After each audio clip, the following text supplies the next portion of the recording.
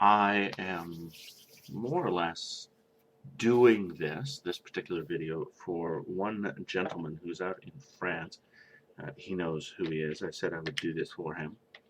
He has been working on his own world, trying to make my infrastructure system work for him, and I felt that it would help him if I were to put a video together.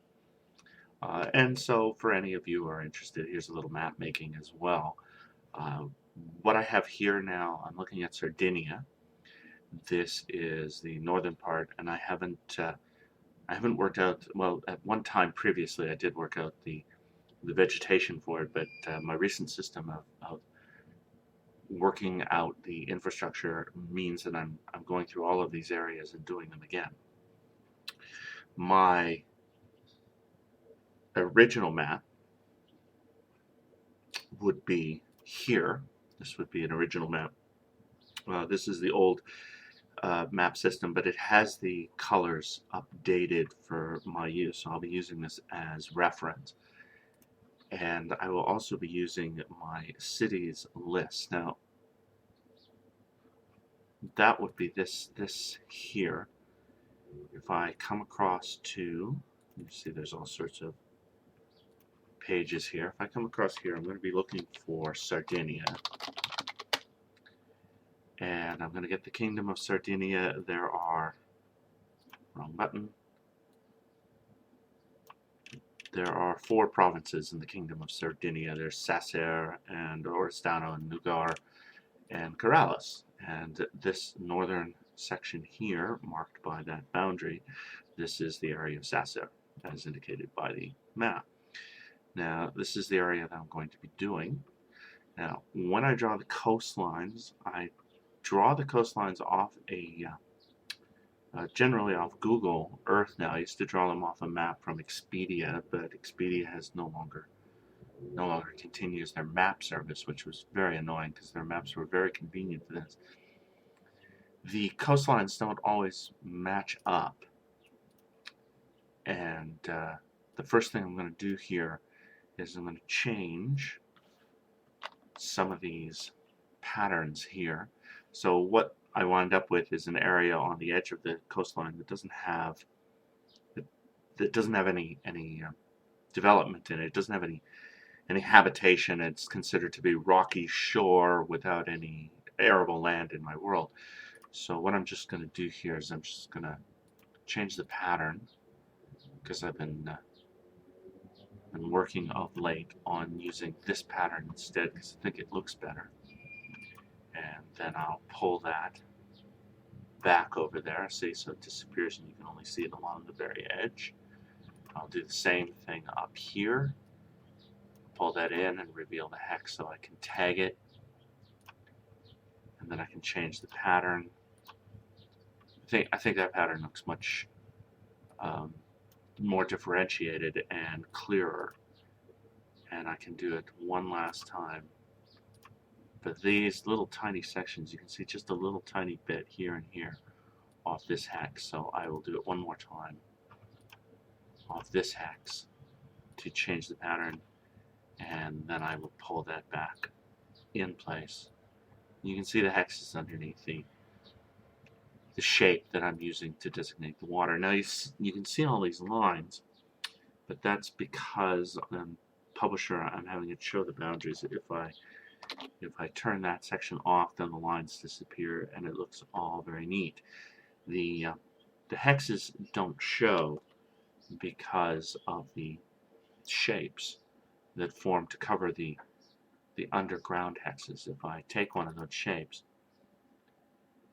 and I'll auto shape it here and I'll increase the transparency. I just love this new program. I'll increase the transparency, and then you can see through the shape and you can see what it's covering. I'll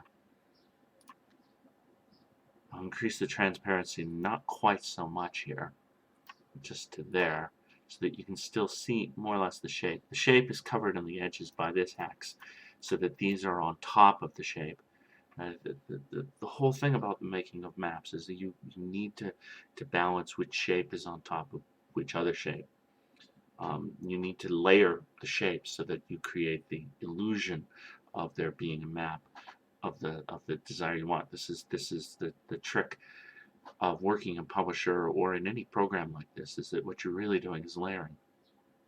So you can see that the hexes are underneath this transparent shape, but when I get rid of the transparency, then you get a nice neat coastline. Now I've changed these edge hexes, so what I want to do now is I want to work out the infrastructure of this province. And to do that, I'm just going to go and grab one of these over here, just copy that, bring it back over, because the first step is to change that to 0. The first step is to make all these baseline, or all these figures, because the numbers are going to go into these black and white. I wish it was a little prettier. I tried a bunch of different things, but there doesn't seem to be any way to make it more attractive, or at least I haven't thought of it yet. Probably I will in the future, and then I'll have to spend some inordinate amount of time going back and fixing them. Now you'll see I'm putting one here on this border. This particular hex will be affected by the infrastructure of both provinces, both Sacer and Oristano. The same is true for this one, and I'm going to put the little square down in Nugor, but both provinces will affect the border. It tends to pile a little bit more infrastructure up at the border, but at the same time, the border tends to be further away from the more heavily populated areas, so it balances out. And you'll notice I'm not putting any infrastructure squares on any of these hexes that don't have any, that are considered, that I fixed before, that are considered to have no people, that are just rocky coastlines. So having done that, we can go and shrink that down. Now let's go grab Sacer, and I'm going to just copy this little section of the city's document out. I'm going to just paste it here, both the values and the formatting, and then I'm going to come back. I'm going to grab the population here, and I'm going to paste it here, values and formatting. Now what I'm going to do is, for each of these cities, the total of the city population is, here are the various cities in Sacer province. Their total is going to be 285. So I'm going to take each individual city, I'm going to divide that by the total, which is 28,285. And then I'm going to multiply it against the total population of the province, which is 116, 415. And then I'm going to divide that by 309, which isn't the actual number of square miles, but I made an error, I don't know, 10 years ago on calculating the size of a hex, and so 309 is what I've been using as a total number of miles per hex ever since, and I don't really see any need to change it because everything was based on it before, and I'm willing to just let it go. It's close enough. You could use 254 or 350 or whatever worked for you. You could use 4 if that was what you wanted, but I'm just using 309, so it doesn't really matter. Now I can draw that down so that we can get the numbers for everything, and this is therefore their approximate balance on the total amount of infrastructure. So 150 in Sacer and 1 in Tenanilla, which is to see it, it must be over here. Yeah, there it is, Tenanilla on the map. So now this column here is the first column, the D column, cut in half. So that's 50% of that, and then all the columns that I'm going to do out here will be 50% of those. And I'm going to delete that. So you see, you start with Sacer, which is the biggest. It's 150, it's 75, and then it just drops by halves until it gets down to that. Now I'm going to custom sort it so that the largest city is at the top. And then where see it says 1, and then it says 1 again, the second one doesn't count. We're going to eliminate that. We're going to eliminate those. And then we can, there. That will be the infrastructure numbers that we will be working for.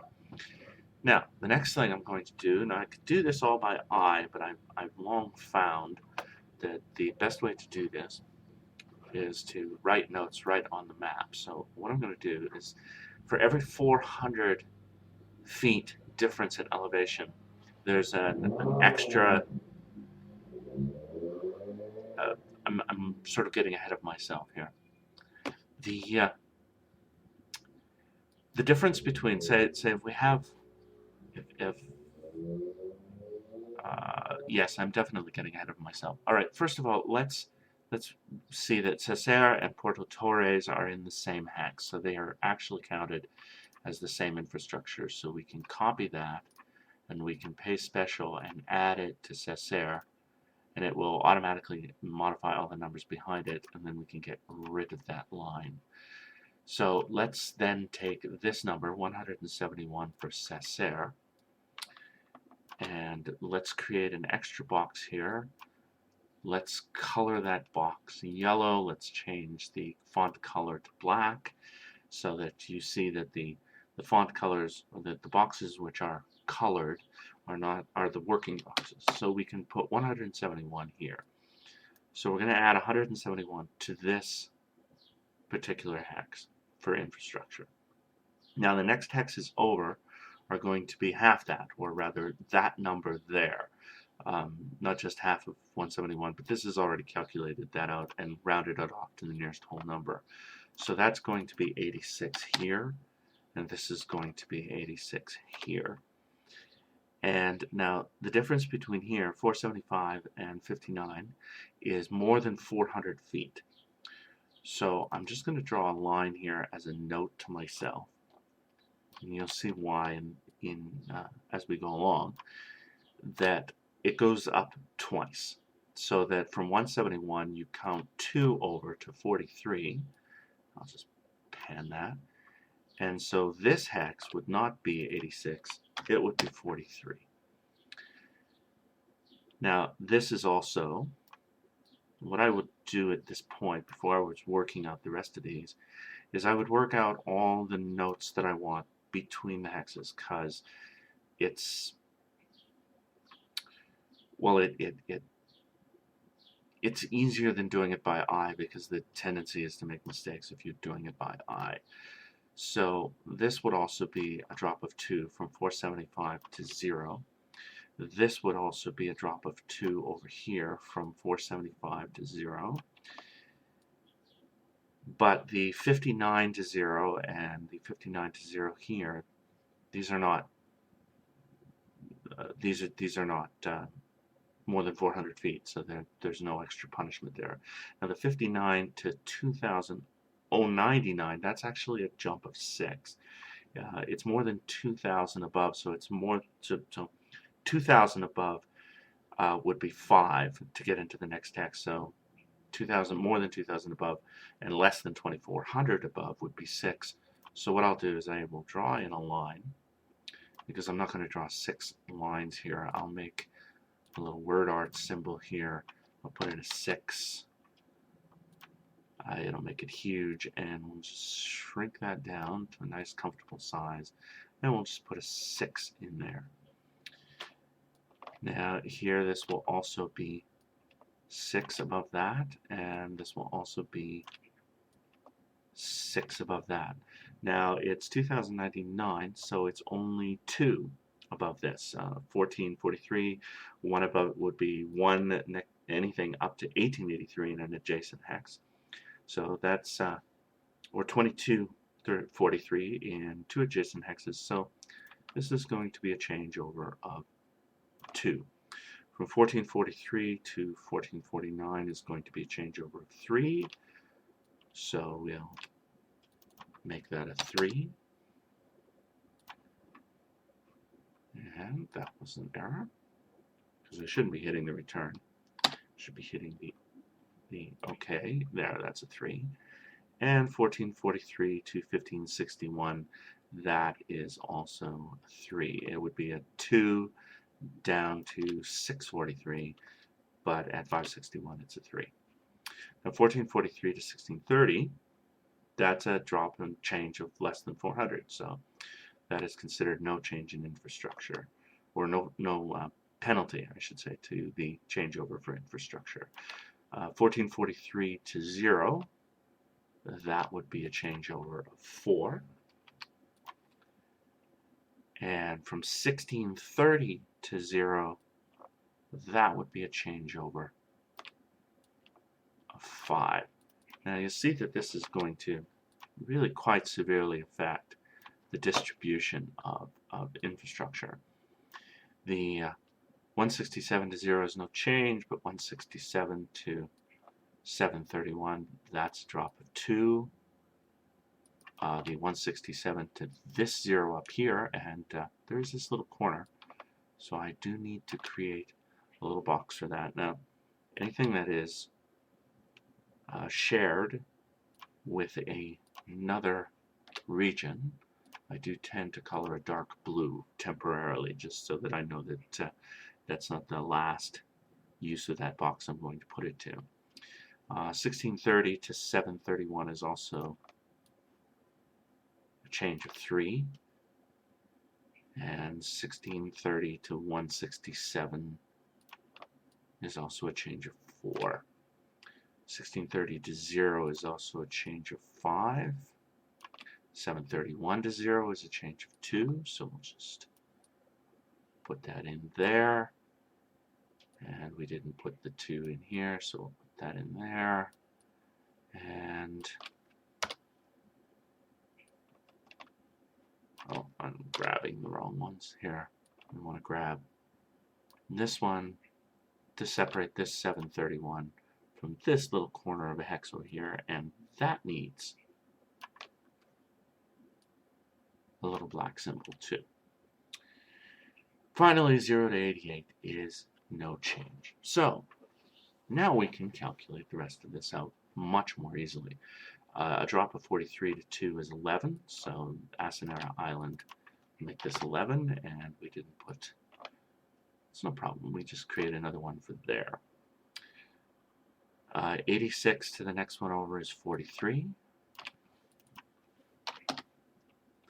and 43 to the next one over is 21. Now you see that the effect of Porto Torres really affects the lowland, but it's going to not have very much effect on this highland culture behind it, because 171 is 1, 2, 3, 4, 5, 6, so all the way down to there. So all it's adding to this highland behind it is just 3. This 86 to this area with those area goes 1, 2, 3, 4, so it's only adding 5 to this hex. And I see I've forgotten this. 2099 to 41, that I believe is also 5.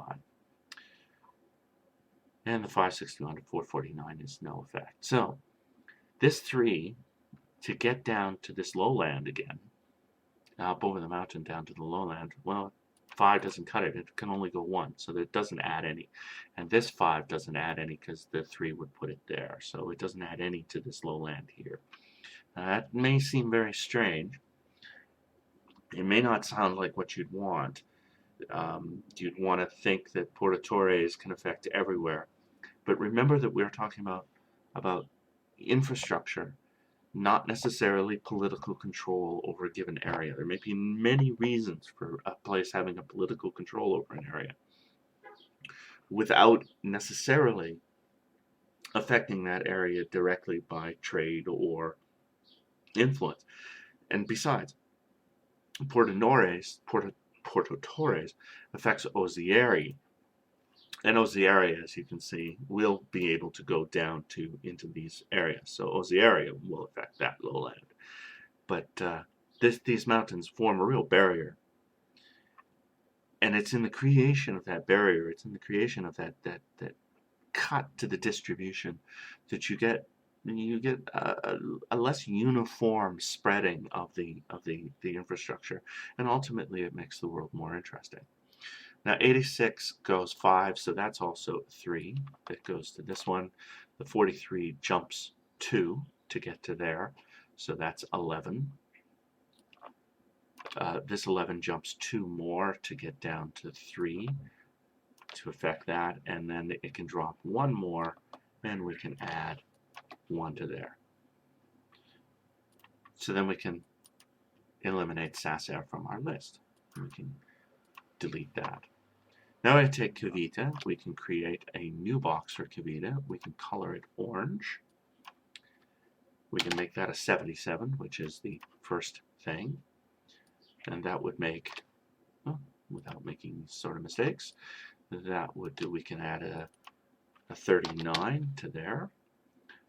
Drop by 5 is 2, 4, 5, so that makes 2.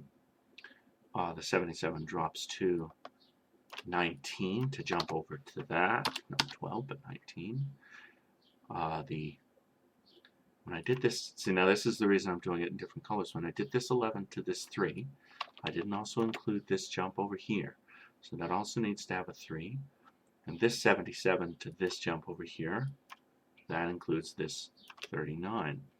Now it may just have this small little area in here, but there are other things with the hex generation that compensates for the fact that only a small area of the hex is represented. This is infrastructure. Again, this isn't population. This isn't the strength or the development or the production of an area. This is simply how much attention has been paid to the various individual hexes of that area. And in this case, the infrastructure spreads very easily to this corner here because it's so close to Kavita. So this doesn't really take me this long to do this when I'm doing this without explaining it. But and admittedly, I have found that when I'm making these videos, I tend to get distracted in the process of explaining them, and I find myself making little mistakes. It's a little frustrating. I was making a video the other day, and I found myself making so many little mistakes that after about 40 minutes of making a video, I actually had to just simply stop and realize I'd have to go back to the beginning. So it was 40 minutes wasted. I try to be as accurate as I can be while I'm doing this, but it really is quite frustrating. So you see that 77 didn't go very far to distribute into there, and even along the coastline, it's already petered out as soon as it gets to that, and we can get rid of Kavita. The next one would be Tempio. Tempio is up here on the top, so we can make a new box. We can color it red.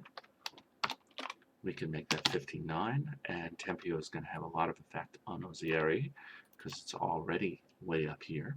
So that's going to be 30, and then it's going to drop 4 into both of these sections down here. So that's going to be our influence of the Sasser province on that valley on the other side. This 30 is going to jump 2, and it's going to make a 7. But Tempio is not going to affect the lowland very much. The area next to it here in Kavita is going to be 2, and that will make a 1 for there and a 1 for there. This 59 is going to drop 3, and it's going to make 7 for this area here, and then that's going to make a 2 for that.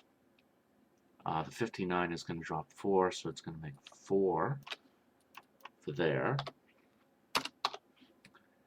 And it's going to drop 5, so it's going to make 2, and then it's going to make 1 for Porto Nores. And this 7 here is dropping 6 on both sides, so it's not going to make it. So that's the total spread for Tempio. And we can now delete Tempio. Algeri, or Algero, is 25. Now we can make that 25, and we can change that to yet another color. We can make that pink. 6 up from 25. Now you see that doesn't make it at all. Algero can't go more than 5, so it has no effect whatsoever on this plateau. It will on the adjacent hex, however, it will add 13, and to this adjacent hex it will add 6. And then to Asanara, the island of Asanara here, it will add 2. This 13 will expand to 6, and then that will be to 3, to 2, and then jump of 2 things here will make that a 1. But the 13 doesn't get up here, and the 6 doesn't get up into these high lines. The 6 from this hex doesn't get into these 2 places. So that is the total spread of Algero. And you see that as we get smaller, the distribution gets shorter and shorter. So we can color this one green, and we can make that 20. The adjacent hex will then be 10. The lowlands here will both drop 3, so there'll be a little bit here, 2 and 2, and it's going to affect this adjacent hex, so that's going to be 5, and it's going to give only a little 1 down onto that lowland, and the 10 is going to give a 1. See, the drop of 3 is going to give a 1 to there. Now, when I say a drop of 3, obviously that's exponents of 2. But I don't know whether or not anybody really cares or really needs me to explain that. Anyway, Ozieri is now distributed, so that's really no problem. So Bonorva, which is this place down here, see you can't really see it, but if I put it on top, then you can see that's Bonorva, but I'm not going to put it on top so that we don't mess with the layering that I was talking about. And a lot of this we're all going to remove again. But we can add Bonorval, and because it can't be mixed up with Algero, we're going to color this pink again, because it's not going to get over that ridge. The colors are not special. They're just so that we can tell the difference between one city and another, so that we don't accidentally get confused over which ones that we're expanding. So Bonorvo is going to be this 18, and then it's going to be this 9. It doesn't have enough gas, as it were, to climb up onto that ridge, but it can get a 2 into Azeri, and it can get a 1 into Tempio, and then that's it. Bonorvo is going to be gone. Santa Teresa, then, is our next to last, and that's going to be here. So we're going to create a blue one for Santa Teresa, and that's only going to be 6. And that will be 3 for that adjacent hex, and 3 for that adjacent hex. This jump over here to there is going to be 1, and this jump over here is going to be 1, and that's all it's going to add, because it doesn't have enough at all to get into these highlands. And that's going to leave the last one. That's Tenanella. That's down here, and we can make that olive. It really doesn't matter. Now there we've calculated out all the numbers we need for our infrastructure. All we need to do now is add these up. So that's 5, 10, 31, 33. This one is 13. This one over here is 49. This is 13, 14, 15, 16, and 171 is 187. 86, when the 1 and 3 is 90, and the 2 and 2 is 94, and that's 100.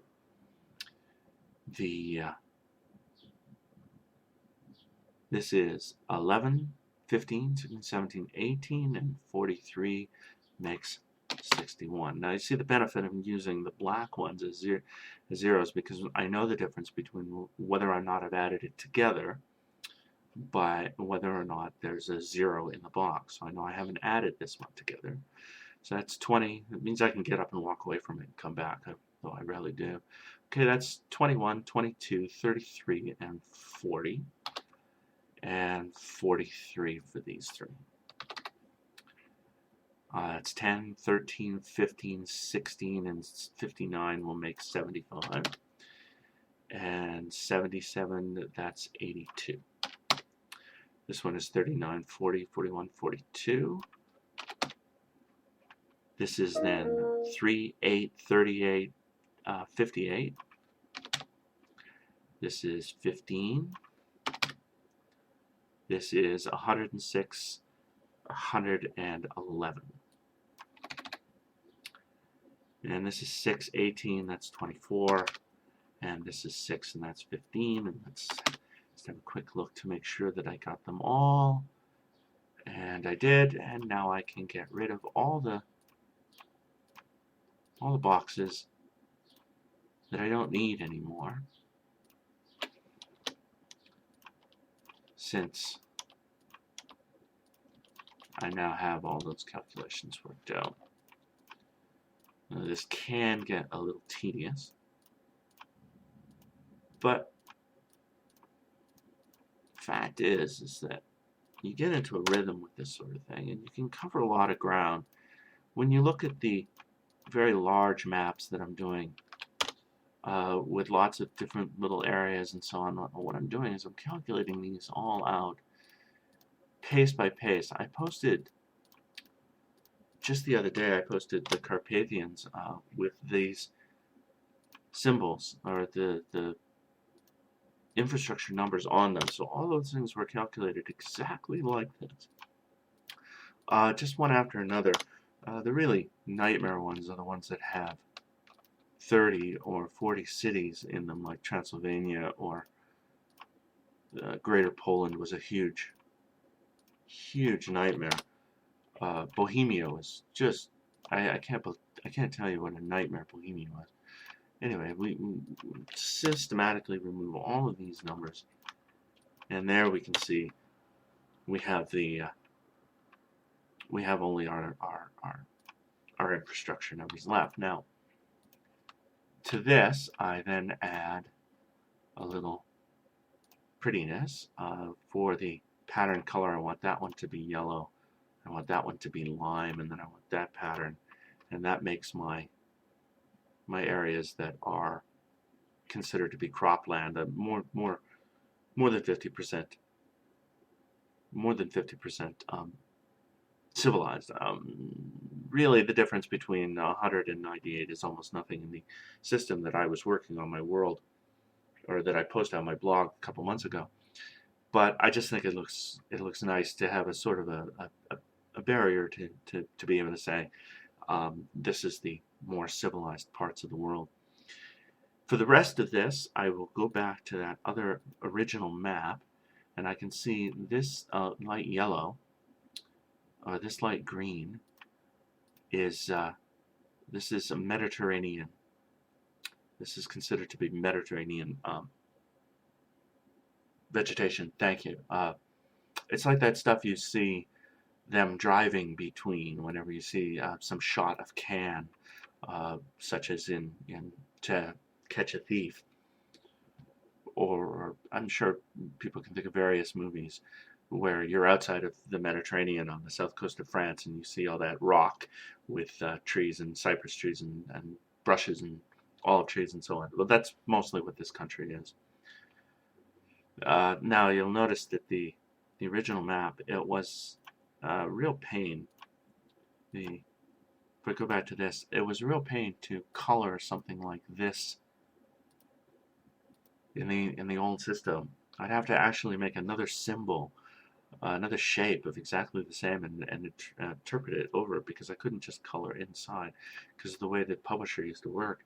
You really understand why my designers hated it. But now we can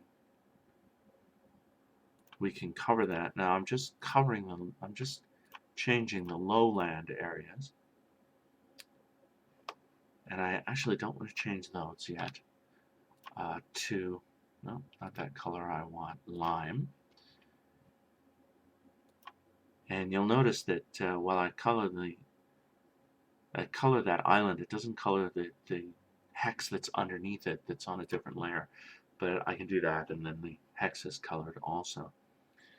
And I can get that hex without having to pull the shape away, because it's conveniently allowing me to do that. Now, for these three hexes, or these two hexes rather, and do that one too, which are bordering on other things, I tend to leave them white until I calculate the infrastructure for the region, because Nugor will add to that, and Oristana will add to that, and this is Corsica up here, and it will add to that hex. So I'll leave those white for the time being. Now, not all of these were Mediterranean.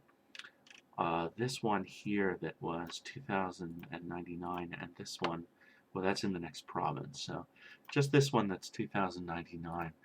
This is, if I remember correctly, yeah, this is mixed. This means it's a mixed deciduous and coniferous. Probably fairly open, but nevertheless, we want to color that with a different color, and that would be this one right here on the scheme. You just get to memorize these colors, and then these other three will be sampling that. It will be this color again, and I'm just noticing that the border isn't really showing on this. I have different screens that I work on, and the border really shows better on a different screen, but they're all developed for different levels of brightness, and it's hard to match them up. But I can just modify the background a little, make it a little darker than that, so that now you can see the borders fairly clearly. I can pull that to the back, and it's easier to see the divisions. So basically that's it. That's basically how I work out my various areas for infrastructure. And then I would just simply work on the next area and the next area until the whole map was done. That's all I have to say on this then. I'm going to cut this off and get it up on YouTube. Thank you.